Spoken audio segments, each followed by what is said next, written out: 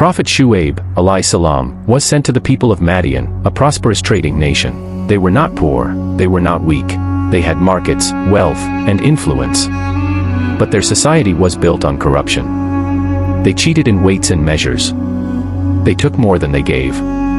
They smiled while stealing. Allah sent Prophet Shuayb, alayhi salam, to them with a clear message. Worship Allah alone. Give full measure and weight with justice. Do not spread corruption on the earth. Prophet Shuayb alayhi salam did not shout. He did not insult. He spoke with wisdom and care. He reminded them that honesty is worship.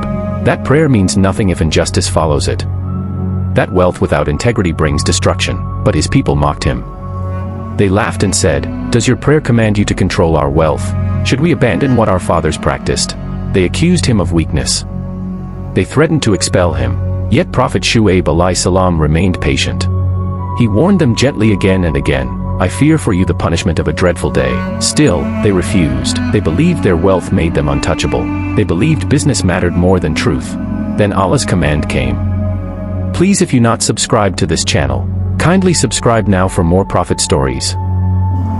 The sky darkened. The air grew heavy.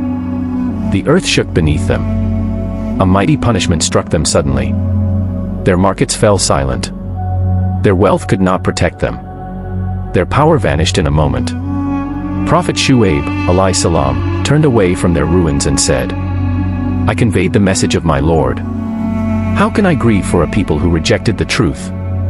His story remains a warning, a reminder that faith without justice is empty. Worship without honesty is incomplete, and corruption always destroys itself. Subscribe to stay for more.